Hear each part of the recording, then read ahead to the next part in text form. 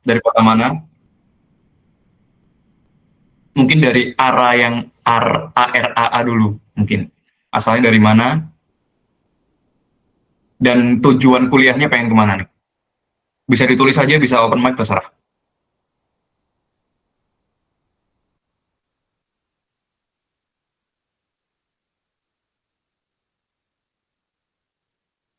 Sekalian yang lain deh, terserah. Langsung ketik aja deh, biar nggak lama-lama kita.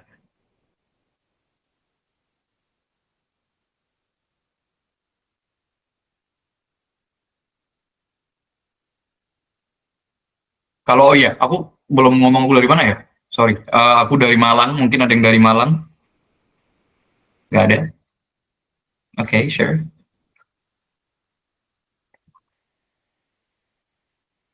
Lah, dari Malang. SMA mana? Arah.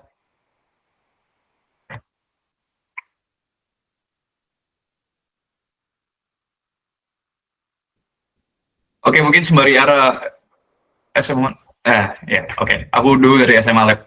Oke, okay, mungkin nggak usah lama-lama. Nanti mungkin bisa perkenalan lagi.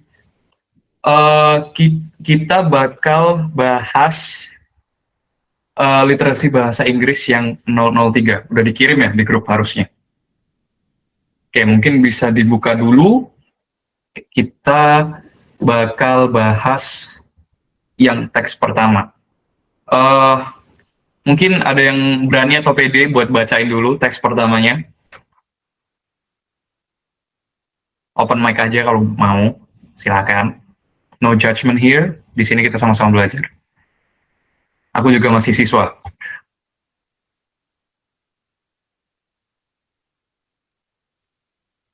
Kalau mungkin nggak ada, react thumbs down ya, biar kita baca bareng-bareng aja. Nggak ada?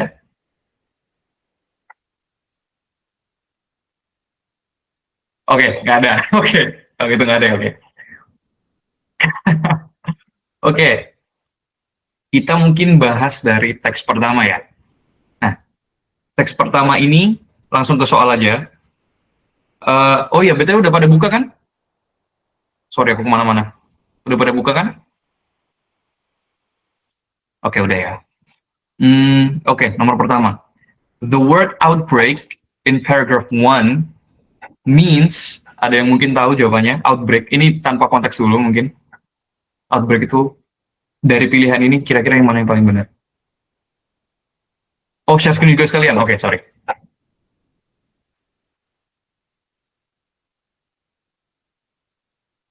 Sorry guys, grogi ketemu orang Malang. Yeah. Oke, itu. The word outbreak in paragraph 1 means, ada yang mungkin bisa jawab di chat?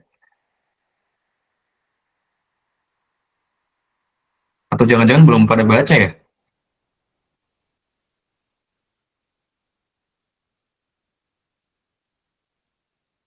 Tolong react dong.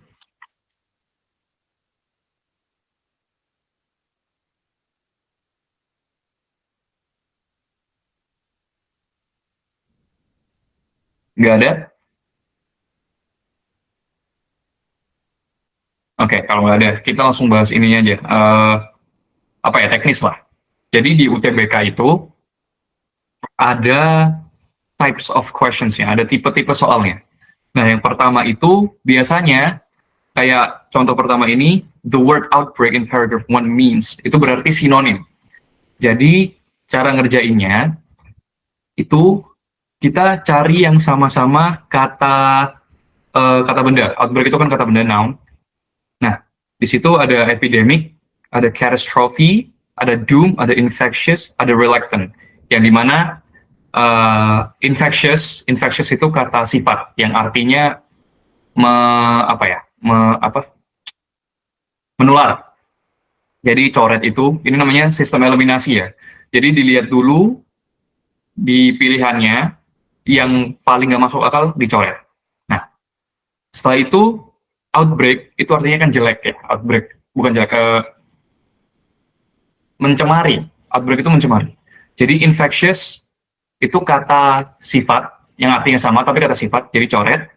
Terus reluctant itu artinya menghentikan. Jadi reluctant itu juga coret. Nah, tinggal ada A, B, C, yang dimana epidemic, catastrophe, sama doom. Nah, di konteks teks ini, itu kan COVID-19 ya. COVID-19 itu yang biasa kita dengar kan pandemi. Nah, di sini nggak ada nih pandemi. Yang paling mendekati kan epidemic. Paham nggak sih sejauh ini? React gini ya kalau udah paham. Oke. Nah, kenapa bukan catastrophe atau doom? Karena catastrophe itu artinya kerusakan, yang mana nggak make sense, nggak nyambung sama sekali sama kata outbreak, sama COVID-19 in konteks ya. Dan juga doom, doom itu artinya kiamat, yang itu berarti terlalu dramatis. Berarti yang benar adalah A. Oke, paham semua? Dari situ, cara kerjanya sinonim tadi, soal-soal sinonim. Oke, paham benar ya? Kalau misalnya nggak paham, nanti tanya aku aja nggak apa-apa. Oke, yang kedua. Yang kedua ini, ini, the passage above mainly discuss about, itu, passage di atas, itu, apa, main apa ya, yang utama dibahas itu apa? Nah, kita bisa baca lagi di situ. Bekasi City Administration West Java has allowed its residents to hold religious events in mosque and other places of worship, yada yada yada. Mungkin nanti bisa dibaca, mungkin nanti bisa dibaca lagi. Nah, di sini tuh bahas apa ya? Mungkin yang pertama kali kita bisa lihat itu paragraf pertama biasanya. Paragraf pertama itu bahas apa? Biasanya yang lain juga mengikuti. Nah, mainly discuss ini itu the main idea. Jadi keseluruhan, bukan hal-hal detail.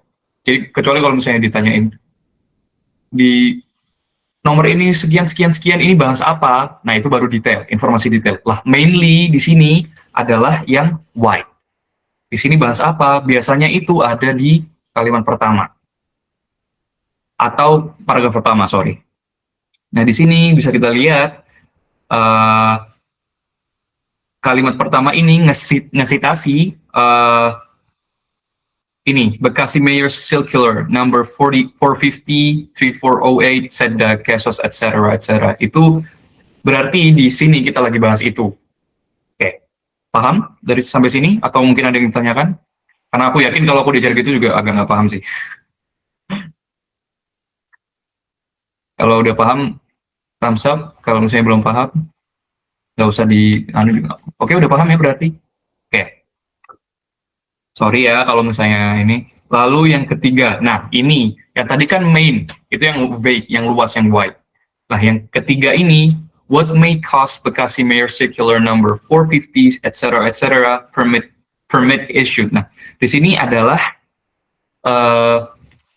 informasi yang menjurus, informasi yang detail. Nah di sini, kalau misalnya detail, kalian harus baca lebih detail lagi, satu persatu. Bukan skimming, tapi scanning. Jadi kalian harus baca satu-satu, benar-benar memahami, benar-benar ngafalin, baru kita bisa jawab. Nah, kira-kira apa nih? Kira-kira paham nggak? Nomor 3, yang dibahas apa? Mungkin bisa dibaca dulu.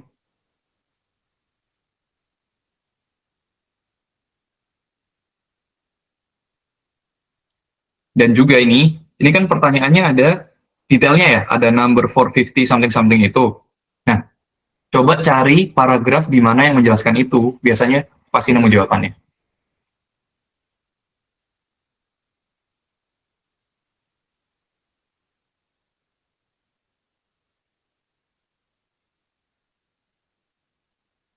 Oke, make sense? Di sini jawabannya A, karena pemberlakuan peraturan tersebut itu, yang ada di situ, itu diterapkan dengan alasan membuat kegiatan ibadah di masjid, di mosque, itu dengan aman, sesuai protokol. Jadi, ya bisa dibaca lagi dan di line up sama kodenya. Di situ pasti nyambung lah sama jawaban A itu, karena kan Kalau jawaban B, prevent protest, itu kan protes, nggak nyambung sama teksnya. Kalau C, to urge people to pray in their places of worship, itu juga kurang nyambung karena kan di sini kita ngomongin tentang COVID-19 ya. Jadi nggak ada hubungannya sama sekali dengan toleransi beragama atau lain-lainnya. To worship the same faith, untuk beragama yang satu, itu kan juga nggak nyambung sama sekali. To clean places of worship, itu nyambung tapi terlalu luas, terlalu vague. Oke, berarti kalau misalnya informasinya detail, pertanyaan detail, jawabannya pasti detail juga. Oke, paham semua?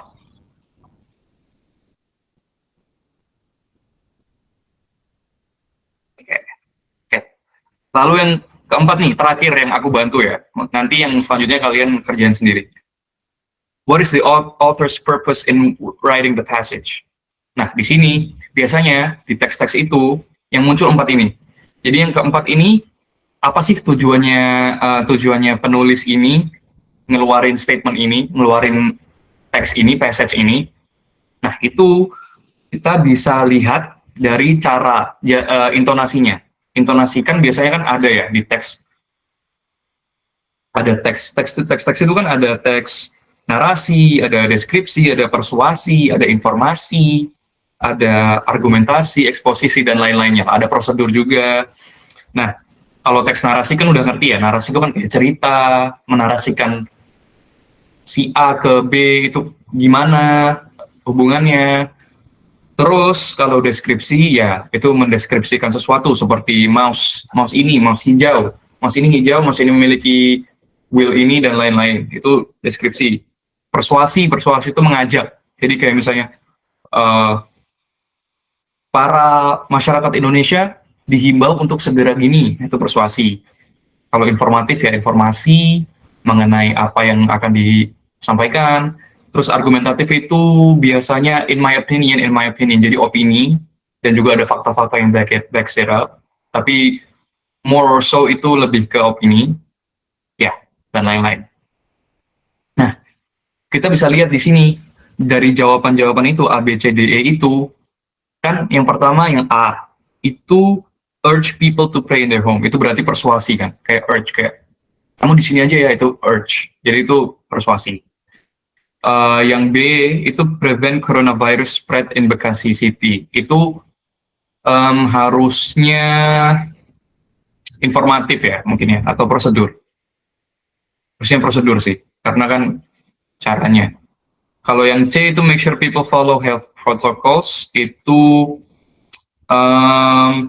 harusnya persuasi. Kalau yang E, concern people about importance of health, itu persuasif. Tapi dilihat lagi dari A, B, C, D, E ini yang paling nyambung yang mana?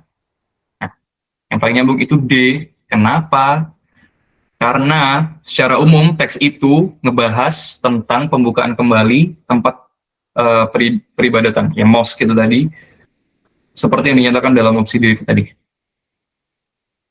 Mungkin yang ini agak bingungin ya, mungkin aku ulangi lagi. Pokoknya what is the author's purpose itu lebih ke tujuan authornya, tujuan penulisnya apa. Jadi bisa dilihat lagi, dia ngajak atau cuma memberi informasi atau memberikan prosedur cara makainya. Nah, itu nanti bisa kelihatan di jawabannya. Oke, udah paham?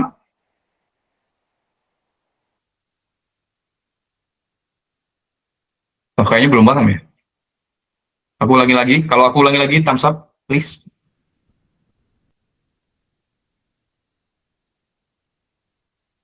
Atau nggak usah? Oh, diulangi lagi nih berarti. Oke, sorry. Nomor 4 ini mengenai purpose. Ini tentang apa yang sebenarnya ingin disampaikan oleh penulis. Nah, biasanya itu, penulis itu nggak selalu mengajak. Bisa juga hanya memberi informasi, bisa juga hanya memberikan cara untuk mengoperasikan sesuatu, dan juga yang lain-lain lah. Teks kan ada macam-macam. Nah, di teks ini kan bisa dilihat, teks ini itu adalah informasi yang dimana memberikan mayor, mayor, wali kota Bekasi, Ahmad Effendi ini memberikan ultimatum Some kind of ultimatum itu. Yang dimana itu ada nomornya 4503408 dan something-something. Nah, itu adalah informasi yang diberikan kepada rakyat, kepada kita, kepada masyarakat. Yang jadinya itu merupakan teks informatif. Dan purpose-nya di sini bisa dilihat kan jawabannya. Yang A itu urge itu mengajak. Yang B itu prevent itu menanggulangi, apa ya, prevent, mengurangi lah, ya, menghalangi. Make sure people follow health protocols itu berarti make sure orang-orang untuk mengikuti protokol kesehatan. Itu kan berarti kan making sure. Making sure itu kan berarti bukan informasi. Lalu yang E, concern people about importance of health. Itu memberitahu orang-orang tentang importance, kepentingan, krusialisasi lah dari kesehatan. Nah, itu adalah informasi. Cuman kita balik lagi, lihat ke teksnya. Kenapa bukan itu? Karena di teksnya itu eh, tentang surat yang dikeluarkan oleh mayor tadi itu. Jadi yang paling nyambung adalah inform the reopening of worship places in Bekasi City. Karena isi suratnya adalah itu. Paham sampai sini? Nah, oke, kalau gitu teks kedua nomor 5 sampai nomor 8 kalian coba kerjain sendiri-sendiri dulu. Oke, nanti kita bakal bahas bareng. Sorry. Nomor 5 sampai 8 teks kedua ini kalian kerjain dulu, baru habis itu kita bahas bareng lagi. Semangat.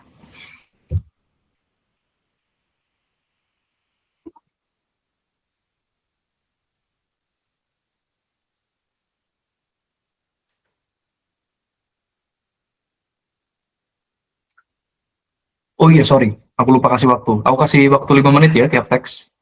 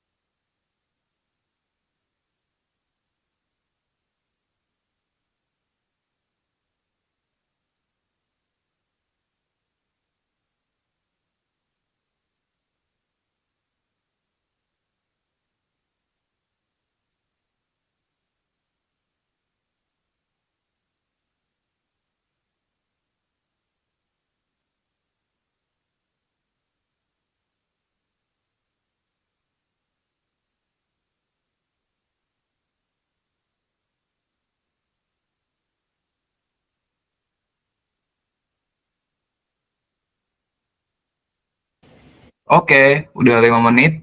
Gimana, udah selesai? Yang udah selesai, thumbs up ya.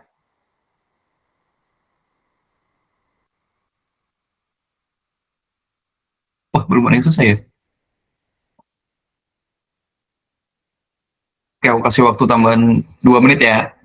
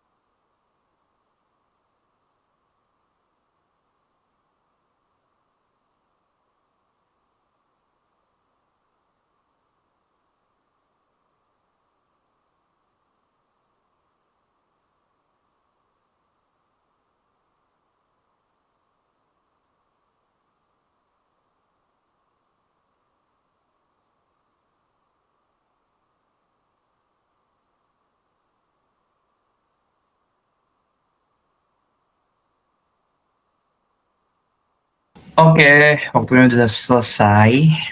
Gimana? Apakah ada yang mau ditanyakan?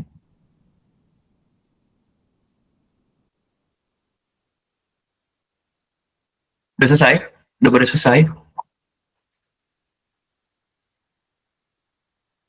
Oke, kalian bisa ini nggak? Satu-satu tulis jawabannya nomor 5. Nomor 5. Oke, oke. Silakan ketik di chat. Oke. Nggak ada yang boleh sama. Nggak ada yang boleh nyontek ya. Oh, oke. Ada yang C, oke. Oke.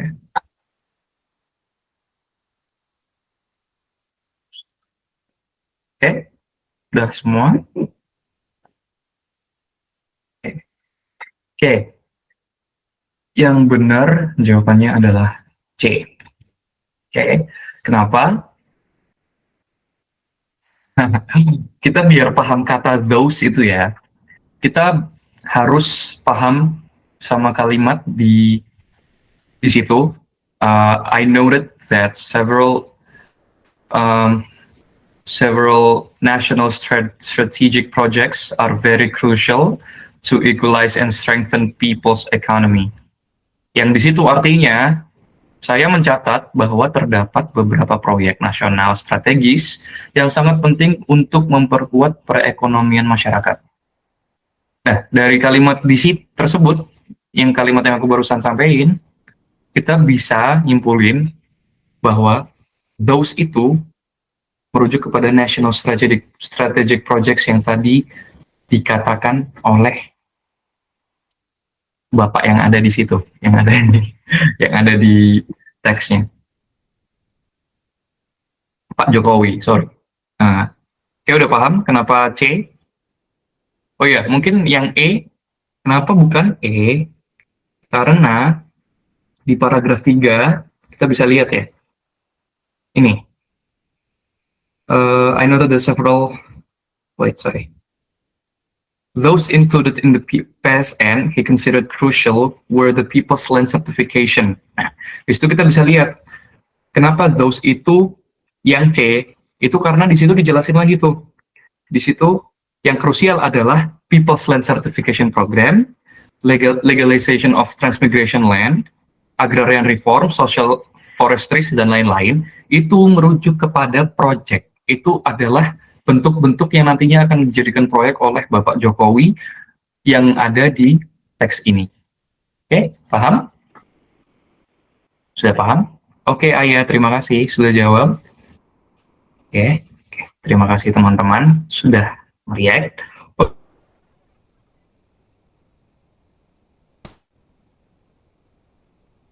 Di kolom komentar.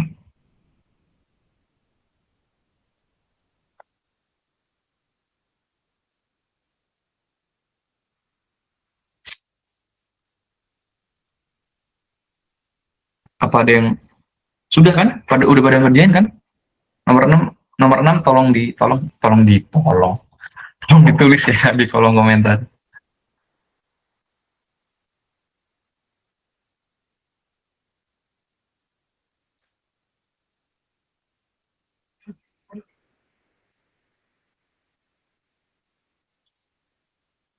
Oke.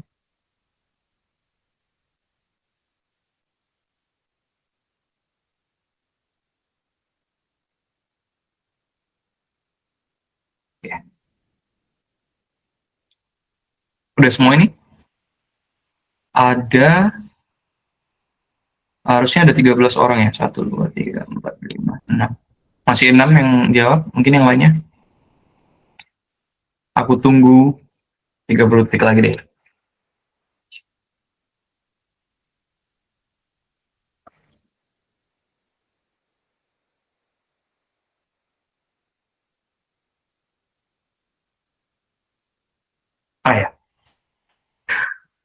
Oke.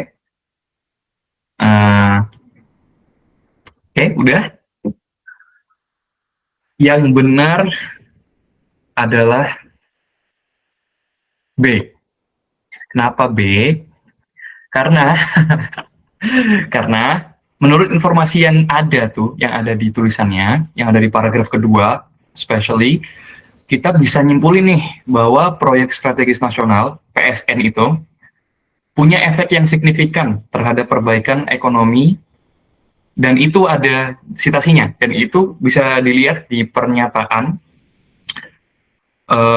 The second crucial aspect, he said, must continue was the prioritized implementation of the National Strategic Projects atau PSN that had a direct effect on the people's economy and its recovery. Jadi di situ kita bisa ngerti kalau jawabannya adalah yang B. Kenapa? Karena yang A, government evaluation of the strategic project for economic recovery to prioritas national strategic projects itu sudah terpampang jelas. Nah, biasanya kalau author intends to, itu kita lebih mencari yang tersirat, yang bukan yang tersurat. Jadi kenapa B yang paling make sense? Karena national strategic PSN ini tadi, memang secara nggak langsung dibilang di situ bahwa ini merupakan efek sangat berefek, efek yang signifikan untuk recovery ekonomi yang ada di Indonesia.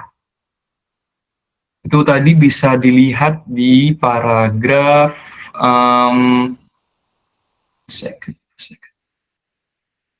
mana tadi? Ini paragraf 2, kalimat yang kedua. Itu.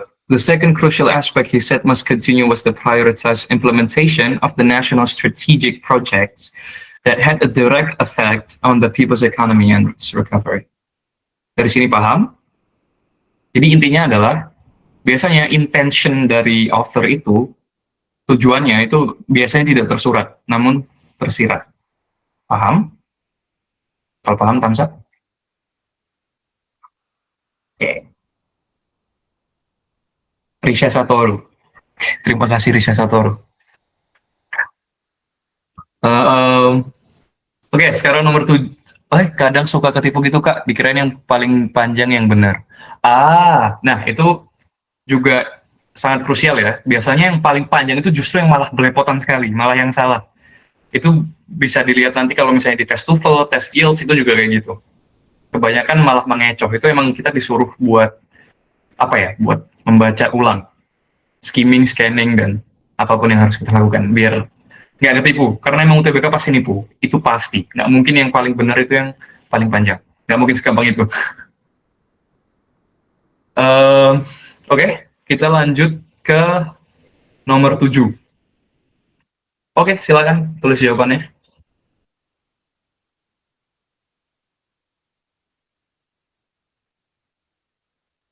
Oke, lanjut semua.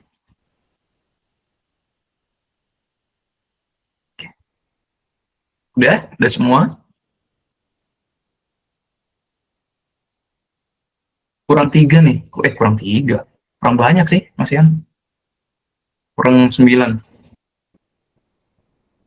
Atau udah lah ya. Kebanyakan C dan ya, jawaban yang benar adalah C. Oke, ini perlu nggak dibahas? Kalau perlu dibahas, thumbs up. Kalau udah pinter semua, kita bahas tipis-tipis aja ya. Oke, kita bahas ya berarti ya. Gimana? Siapa tadi yang thumbs down? Oh ya, Ara. Kita bahas tipis-tipis ya. Nah, nomor 7 ini, kenapa jawabannya C? Karena itu udah ada di kalimat those included in the PSN he considered crucial were the People's Land Certification Program, legalization of transmigration, land agrarian reform, social forestries, and the rejuvenation of people's plantation. Nah, di sini itu kita bisa lihat proyek-proyeknya kan, certification program, legalization of transmigration land, bla bla bla, yada yada yada yada. Nah, di situ kan pertanyaannya yang nggak ada, Pak. Sorry, Oscar, yang nggak ada, yaitu migration legalization programs. Tapi di situ ada transmigration, legalization of transmigration land.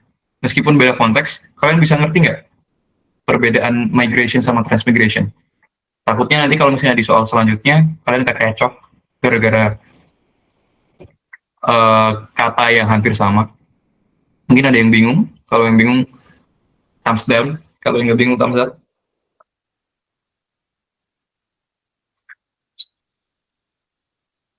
Langsung aku jelasin kali ya. Basically, migration itu perpindahan, migrasi. Nah, transmigration itu trans, seperti kata transport, trans something-something itu artinya across. Jadi migrasi itu berpindah dari satu tempat ke tempat lain, sedangkan transmigration itu sama, cuman bedanya dia kontekstual, lebih kontekstual. Jadi kalau migrasi itu konteksnya di negara-negara, transmigrasi itu lebih besar lagi. Entah itu reinkarnasi, kita transmigrasi ke alam selanjutnya, gitu-gitu. Oke, itu trivial aja sih. Oke, selanjutnya, nomor 8. Langsung dikasih jawaban di kolom komentar.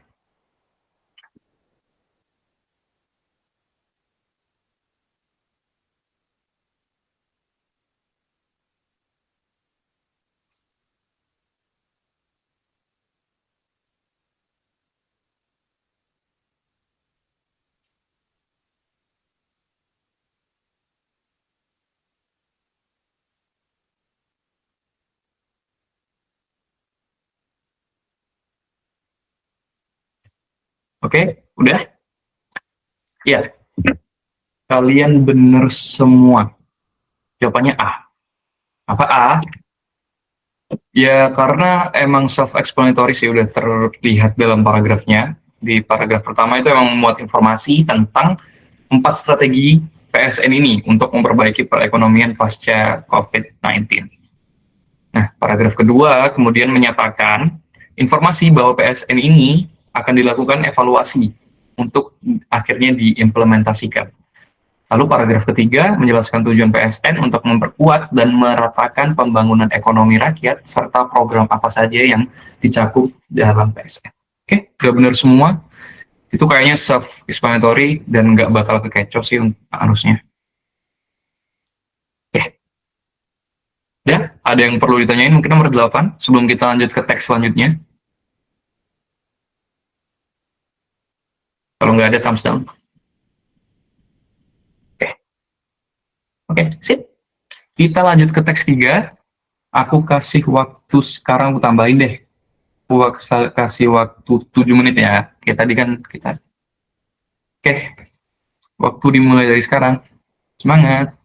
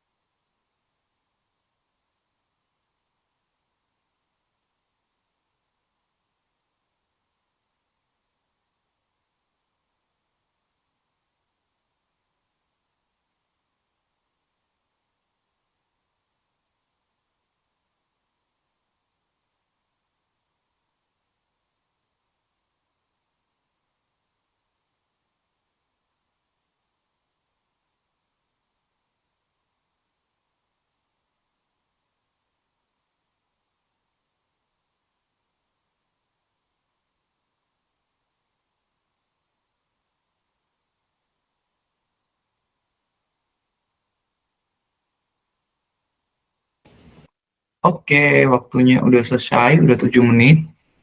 Apakah udah selesai semua? Yang udah selesai thumbs up, yang belum selesai thumbs down, biar aku ngerti.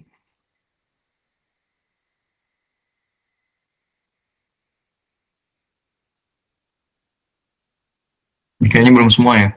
Bacanya banyak ya soalnya.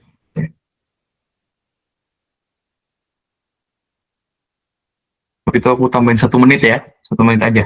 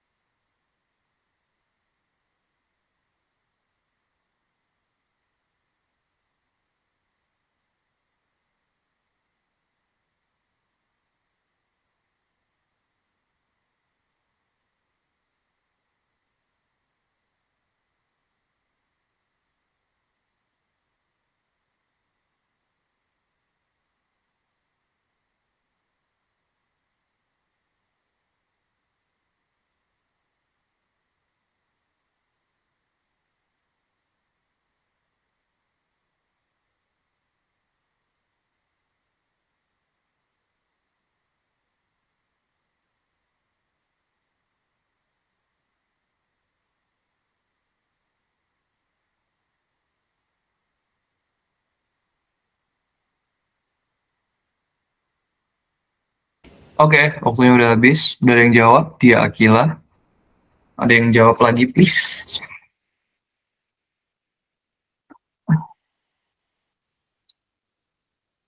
Udah pada selesai kan? Oke,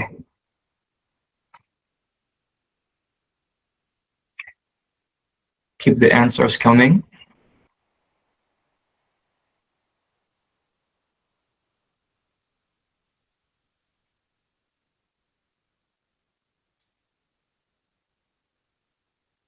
Yang lainnya mungkin? Oke,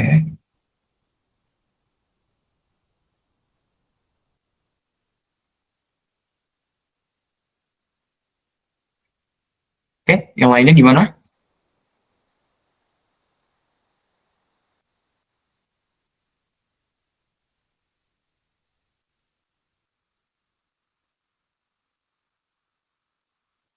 Udah semua kah ini? Oke, kalau emang udah semua, kita langsung bahas aja ya. Oke, yang benar nomor 9. Ya, benar, C. Oke, kenapa? Kenapa C? Karena yang pertama, A, Future Warzone Vehicles, itu terlalu spesifik ke paragraf-paragraf yang di akhir-akhir. Itu, jadi kalau misalnya judulnya itu, paragraf 1 dan 2 itu nggak mungkin se-vague itu, nggak mungkin seluas itu pengertiannya. Nggak mungkin tentang teknologi itu gini, nggak mungkin. Nah, terus kenapa nggak B? Karena a giant leap in automotive industry itu juga terlalu vague dan juga agak nggak nyambung sama isinya ya. Meskipun memang itu uh, kendaraan yang nggak ada supirnya itu suatu lompatan yang besar bagi teksnya, karena teksnya itu lagi bahas tentang suatu kontes. Nah, kenapa nggak D juga? Defense Advanced Research Projects Agency. Itu ngomongin tentang agensinya yang mengadakan lomba. Jadi itu lagi terlalu menjurus dan seharusnya paragraf 1-2-nya nggak boleh se-vague itu kalau misalnya judulnya kayak gitu. Kenapa nggak E juga, The Triumph of General Motors in a Competition, itu artinya kemenangan. Suatu kemenangan General Motors di kompetisi itu itu berarti lagi ngomongin tentang kemenangan seseorang, which doesn't align. Jadi nggak align sama teksnya. Jadi yang paling benar adalah C, Research on the Development of Unmanned Vehicles. Benar. C, tepuk tangan dulu. Mana react tepuk tangan dulu sebelum kita ke nomor 10. Karena kalian benar semua. Ya, sip. Oke.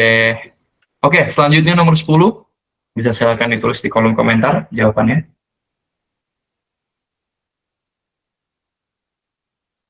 Oke, oke. Cepet semua ya. Oke,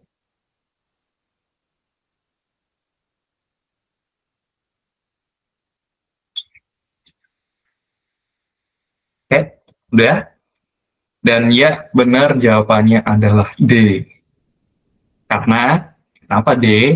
Karena A, it cannot function if it runs out of electricity, itu nggak dijelasin.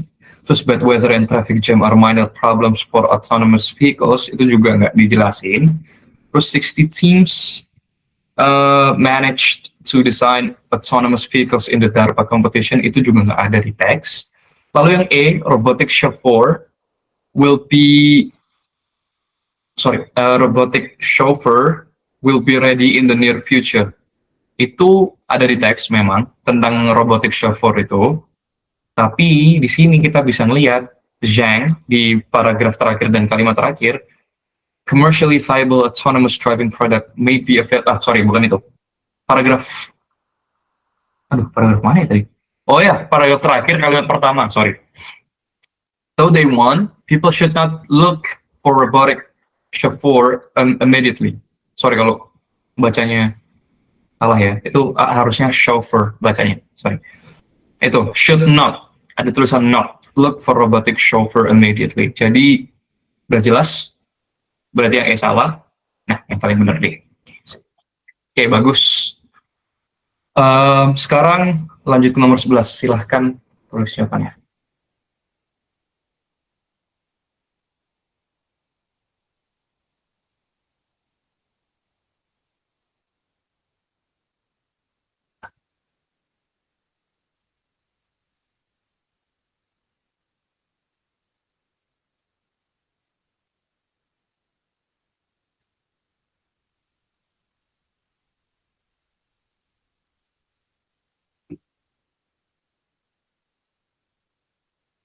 Oke, sudah semua?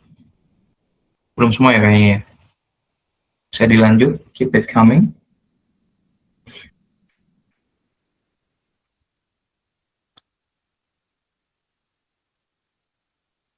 Atau mungkin ada yang bingung, belum jawab sama sekali, nggak apa-apa, kita langsung bahas aja ya bareng-bareng.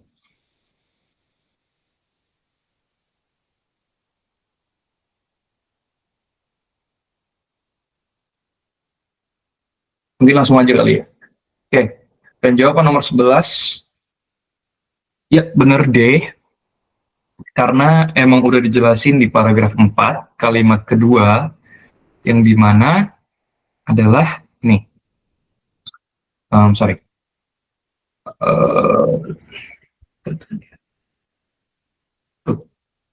the contestant vehicles were unmanned and had to complete a simulated military supply mission, maneuvering through a mock city environment, avoiding obstacles, merging into moving traffic, navigating traffic circles, and negotiating intersections, all while conforming to California driving rules. Udah dijelasin di situ. Kenapa bukan yang lain? Karena emang udah jelas kalau kalian baca di situ banyak yang nggak ditulis. Apalagi yang was not very competitive, itu juga nggak, karena jelas challenge ini lomba adalah kontes. It's meant to be competitive. So kalau misalnya emang itu kebalikannya berarti itu salah. Oke, udah. Kenapa nggak C juga, give a trivial prize? Karena the text is not about the prize. Bukan karena prize-nya, bukan karena hadiah lombanya, lebih ke emang itunya. Is to develop something. Oke, udah jelas? Thumbs up dulu kalau udah jelas. Kalau belum, thumbs down.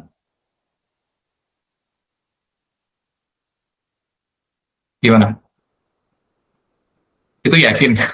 Kayaknya kalian ngantuk ya? Besok sekolah ya? Aduh.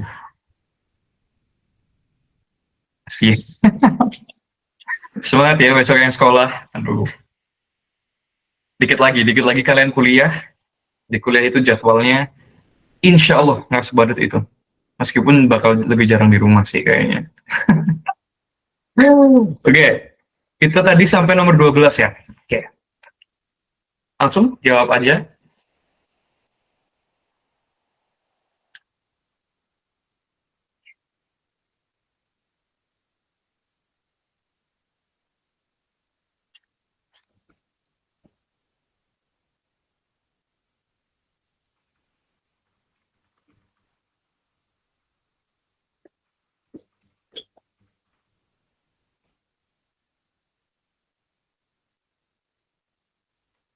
Eh, diakilah.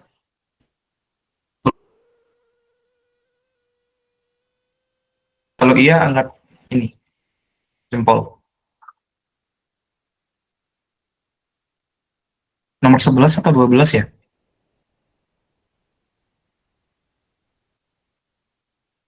Yang bingung, sorry.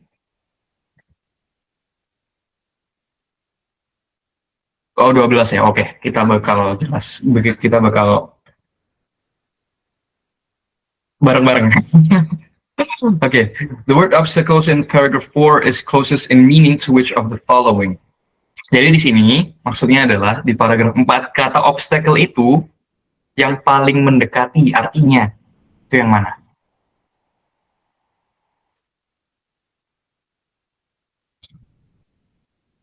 Oke, oke, kebanyakan C ya, C. Risha Satoru karena kosakatanya hampir sama, which is true, benar. Obstructions sama obstacle itu hampir sama. Tapi di konteks ini, balik lagi ke konteks, itu obstacle itu adalah suatu rintangan. Rintangan eh, rintangan untuk unmanned vehicle-nya, untuk mobil-mobil yang tidak ada supirnya ini. Nah, kenapa? Kenapa yang benar itu difficulties? Karena ya yang jelas yang pertama problem itu artinya masalah ya. Kalau C itu halangan. Halangan itu maksudnya adalah halangan fisik. Jadi kayak misalnya kalian ada portal, portal di perumahan. Nah, itu artinya obstructions. Atau halangan yang nggak berbentuk fisik seperti contohnya apa ya yang relate sama anak SMA ya? Misalnya guru yang killer, nah itu obstruction. Itu lebih ke bukan ke difficulties tapi lebih ke obstruction. Jadi lebih ke halangan. Sedangkan di sini obstacle itu rintangan. Rintangan itu kan harusnya berarti in context itu geranjalan lah yang bikin susah si unmanned vehicles-nya ini. Nah, kenapa bukan E juga? Nuisance itu artinya gangguan. Jadi gangguan itu artinya sangat-sangat luas. Jadi bukan difficulties, bukan etc. etc.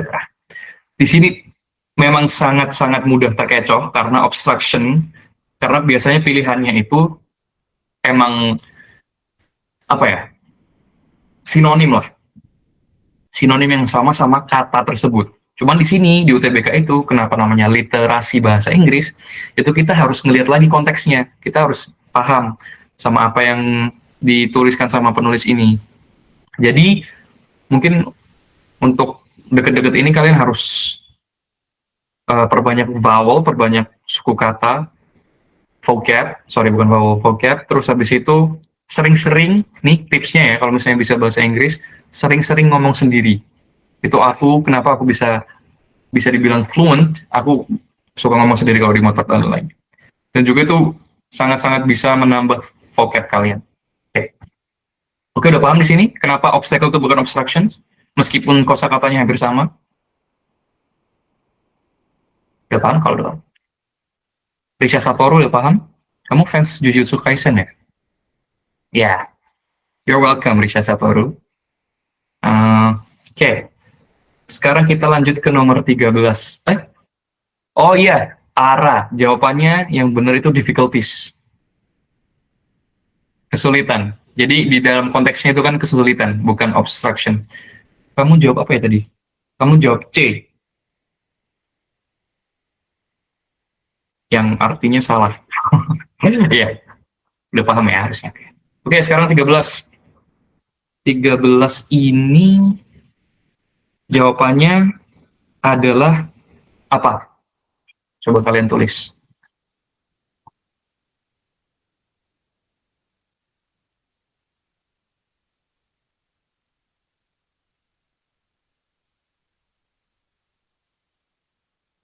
Oke, masa cuma dua aja nih? Yang lain mana?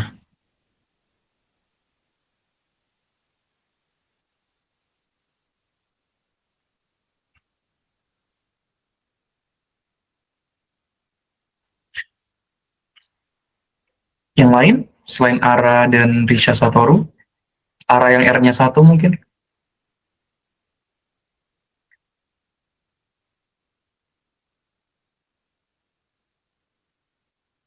Udah ini aja kah?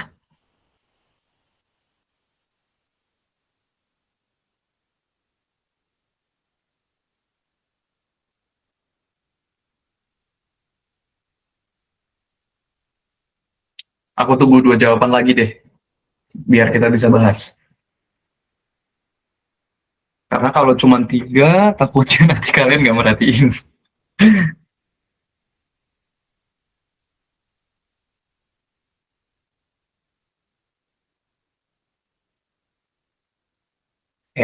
Kenapa kok nggak yakin gitu, Abias?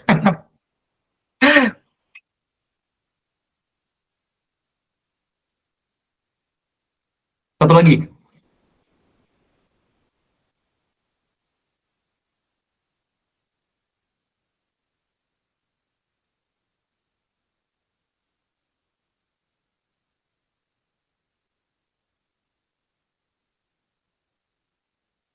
nggak ada nih.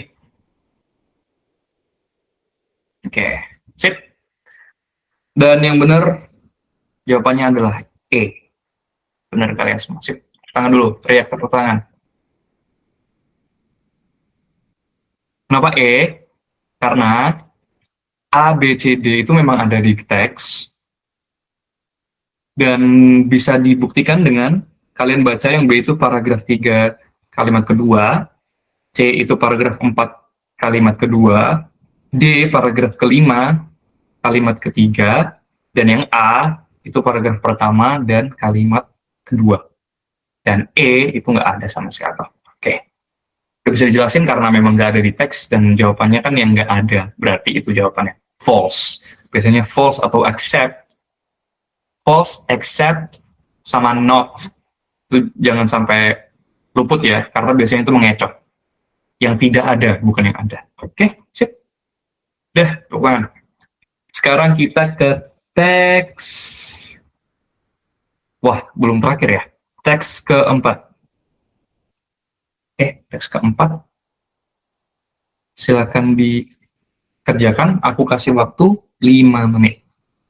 Semangat.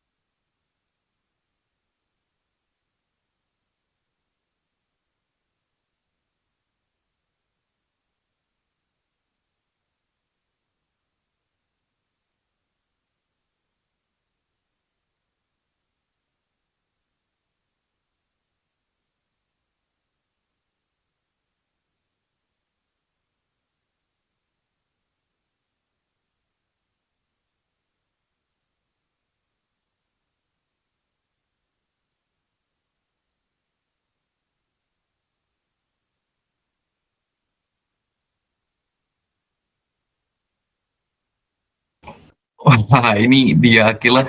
Cepet banget ya. Oke, waktunya baru selesai. Oke, kita langsung bahas aja ya. Oh, aku tunggu jawaban dulu deh. Yuk, silakan. Oke, ada yang B, ada yang C. Mostly B ya. Oke, jawaban yang lain. Teman-teman yang lain bisa tolong jawab.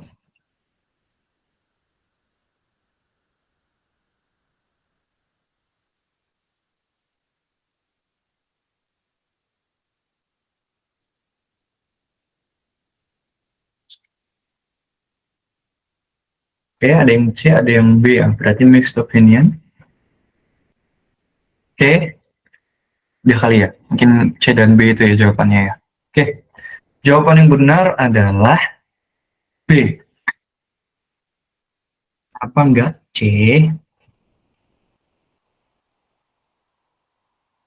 Sebentar. Oke. Um, Kenapa bukan C? Karena, kenapa B dulu deh? Kenapa? Karena climate change skeptics have used this as evidence that global warming has stopped. Kenapa B? This has been used as a proof by climate change disbelievers to claim that global warming has come to an end. Nah, di situ kata-katanya itu semua mensinonimkan satu sama lain. Nah, seperti di situ kan ada skeptics. Skeptics itu sinonimnya adalah disbelievers. Disbeliever yang artinya orang-orang yang tidak percaya, yang tidak percaya itu. Terus ada juga evidence. Evidence yang artinya bukti. Itu kata lainnya adalah proof. Lalu has stopped. Itu stop, berhenti itu disinonimkan, disamakan dengan frasa come to an end, yang artinya berhenti secara harfiah, yang artinya berakhir. Kenapa nih kok bukan C? Karena that global warming has come to an end has been used by climate change believers as a proof. Itu um, gimana ya?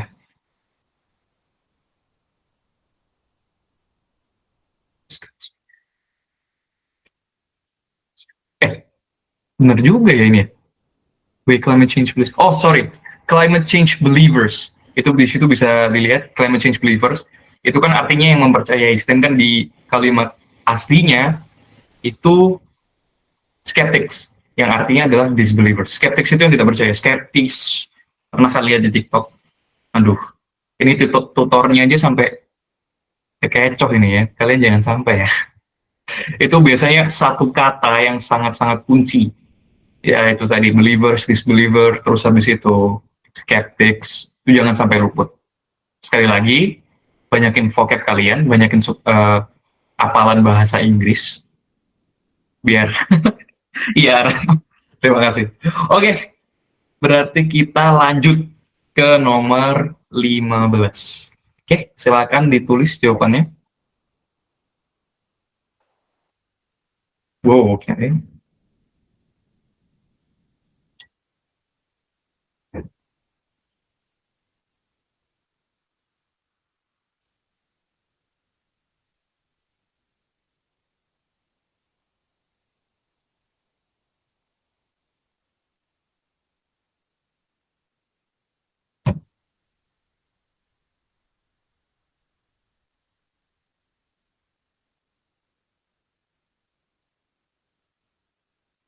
Ada lagi mungkin? Ini emang sedikit membingungkan sih nomor 15 ini. Tapi aku minta kalian tetap jawab.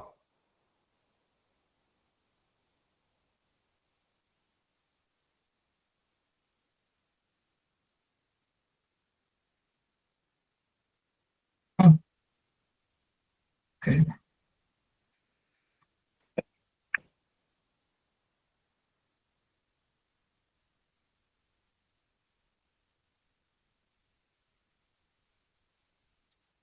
Oke, udah. Oke, kebanyakan dari kalian jawabnya C ya. Sayang sekali salah. Yang benar itu A. Meskipun iya, make sense memang. Yang itu a claim is followed by quotations from an expert. Di situ kita bisa lihat ada kuotasi-kuotasinya. Nah, tapi di sini kita itu lebih melihat ke, kan itu di situ ada um, ada quotation-nya ya, ada quotation-nya dari si John Five ini. Nah, setelah quotation-nya itu, ini kan ada quotation pertama, there is this mismatch between something-something, so ada lagi yang kedua, we can't ignore it. Nah, di kalimat terakhir itu kita bisa lihat, Five uses the term slow down rather than hiatus, or whatever you say. Itu kita bisa lihat di situ bahwa itu menjelaskan kata-kata yang dijelaskan oleh John Five sebelumnya. Jadi quotation-nya itu dijelaskan lagi dengan menggunakan deskripsi si penulis. Jadi kuotasinya tidak ditambahi kuotasi lain. Dan juga ini bukan quotation dari expert. Paham kan maksudnya? Di situ dijelaskan sama penulisnya. Bukan si yang ngomong ini, bukan si John Five-nya. Paham? Belum paham kah? Kalau belum paham, tolong tanya di kolom komentar yang belum paham apa. Apa emang nggak paham semuanya? Kalau nggak paham semuanya, oke. Mungkin aku jelasin ulang. Masih bingung ya? Oke. Nah, di sini itu paragraf kedua, mungkin kita bisa lihat ada quotation, ada kutipan kata-kata dari John Five. Yang pertama itu dia bilang, there is this, yang pertama itu dari researcher, dari orang-orang yang riset, yang percaya bahwa climate itu slowdown-nya real. Itulah pokoknya yang yang berkebandingan terbalik. Nah, mereka nge-state A nih. Terus si John Five dia ngekutip bahwa sebenarnya itu nggak gitu. Nah, itu kan quotation dari John Five ya. Oke, benar. Tapi lebih benar lagi, dia si penulis ini dia itu menggunakan menggunakan pembahasan dia sendiri, bahasa dia sendiri dari quotation, dari kutipan si John Five ini. Jadi di paragraf ini lebih ke menjelaskan kutipan dari John Five daripada si John Five ini menjawab kutipan yang awal. Mungkin masih bingung ya? Atau mungkin udah paham? Ini sebenarnya soalnya juga agak rancu sih sebenarnya. Ini soalnya jawabannya, nah di UTBK itu kayak gitu. Jadi jawabannya itu ada beberapa yang benar. Tapi kalian tetap harus cari yang paling benar. Nah, di sini yang paling benar itu, kan itu tulisannya how does the author organize. Jadi kan authornya organize-nya gimana. Nah, dia hitung cara nge-organize-nya itu tadi dengan cara itu tadi yang menjelaskan deskripsi. Karena udah terlihat jelas di paragraf 2 ini, di kalimat terakhir, dua terakhir itu Five uses the term slow down rather than hiatus. He also stresses that it does not in any way weaken global warming theory. Kan itu dia deskripsi dari dia sendiri, bukan quotation, bukan kutipan dari John Five. Paham kan sampai sini?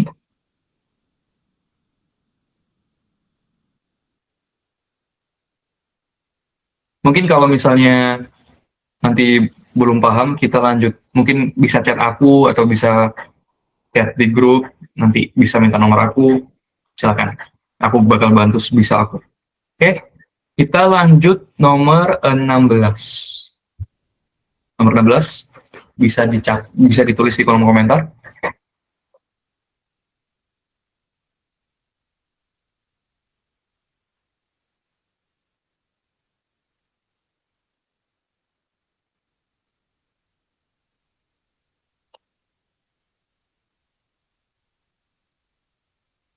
Oke, ada lagi? Tolong jawab lagi. Semakin banyak, semakin enak. Wow, ini banyak ya. Ada B, ada D, ada A.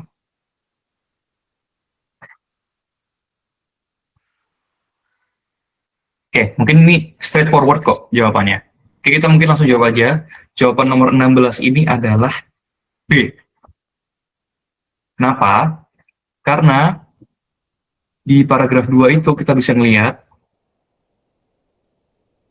nih, there is this mismatch between what the climate models are producing and what the observations are showing.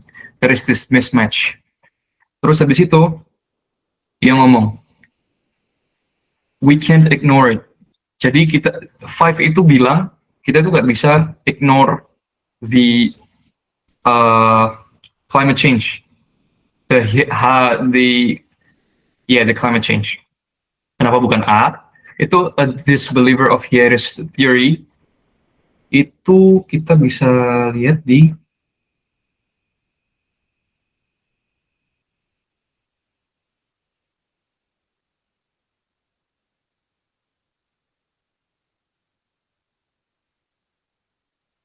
nah ini. Oh iya, hiatus atau slowdown itu. Nah, hiatus itu bukan sebuah teori. Jadi itu sebuah ungkapan. Jadi dia nggak percaya bahwa climate change itu bukan hiatus, melainkan hanya sebuah slowdown. Itu benar, tapi itu bukan sebuah teori, itu sebuah ungkapan. Jadi a disbeliever of Hierarchy theory ini salah ya, karena climate change itu tetap ada. Dia percaya bahwa climate change itu tetap ada dan tidak akan bisa selesai. Kecuali kita misalkan, nah itu aku udah namain sendiri, sorry. Terus kalau C, an opponent of climate change. Opponent itu artinya musuh. Jadi yang nggak setuju. Sedangkan dia sangat jelas setuju. Lalu D, a model at the Canadian Center for Climate Change. Ya, itu benar, tapi itu bukan itu maksudnya. Di paragraf kedua itu lebih bukan apa ya? Itu bukan rather than a model, dia itu lebih percaya bahwa climate change itu ada. Kenapa B? Karena proponent. Opponent itu artinya oposisi, berarti kebalikan. Kalau proponent itu artinya pro, artinya setuju. Jadi yang benar adalah proponent of climate change, karena John Five ini setuju bahwa climate change itu memang ada dan tidak hiatus dan tidak pernah selesai. Kenapa kalau udah jelas, bukan itu. Karena a debater at the Canadian Center for Climate Change Modeling and Analysis, dia kan di situ nggak ditulis kalau dia debater, dia lebih ke researcher yang berargumen. Jadi, ya. Udah jelas?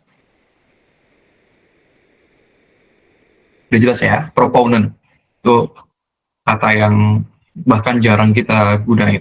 Jadi, bisa dilihat dari strukturnya. Oposisi, pro, itu pro dan kontra. Oke, kalau kalian mungkin pernah debat. Oke, kita lanjut ke nomor 17. Oke, silakan jawab.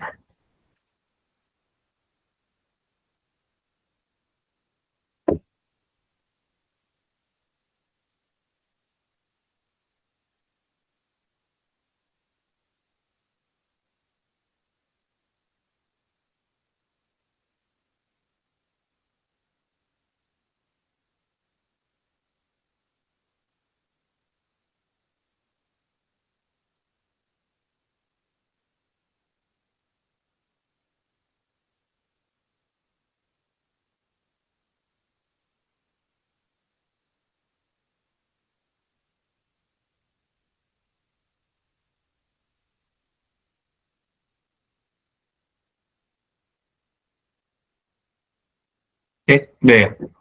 Ada yang A, ada yang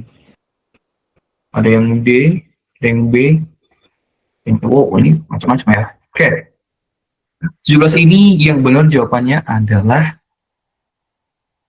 A. Kenapa? Karena opsi B itu ada di paragraf 4 kalimat kedua. Terus opsi C juga ada di paragraf ketiga. Dan opsi D dan E itu paragraf keempat, line kedua, kalimat kedua. Nah, kenapa E itu salah? Karena kita bisa lihat jelas di sini bahwa di kalimat terakhir banget di terakhir itu ada tulisannya. Therefore, it can be concluded that global warming is a fabricated issue. Oke, kenapa? 17, sorry, astaga. Sorry guys, aku tadi salah baca. 17 itu yang benar. Aku tadi ngomong A ya?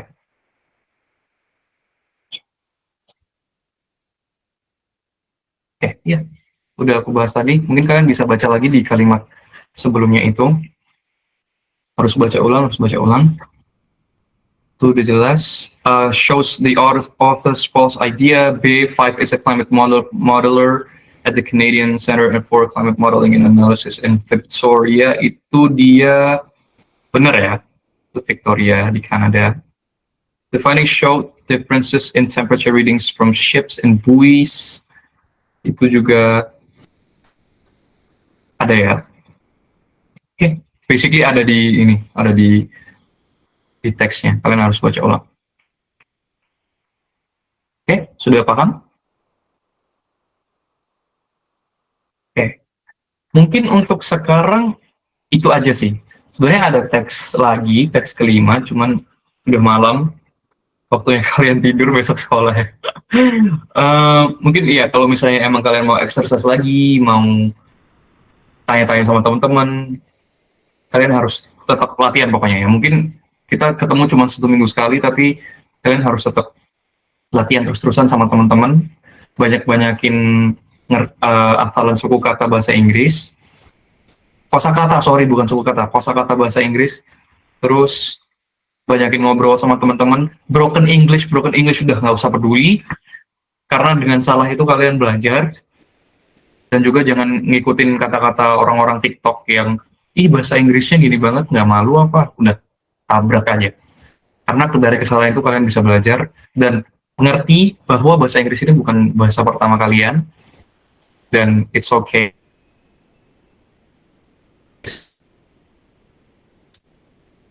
To learn, itu cara kamu belajar, dan tetap semangat ya. Jangan jadiin bahasa Inggris ini cuman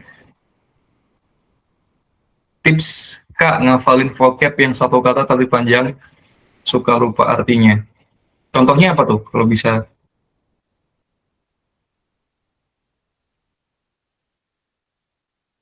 Kalau aku dulu itu kalau misalnya sampai sekarang bahkan kalau misalnya pakai bahasa Inggris yang sangat-sangat klasik, yang tua, yang jarang dengar nih, contohnya nih, aneh itu kan weird, odd, sama strange itu kan yang paling sering keluar.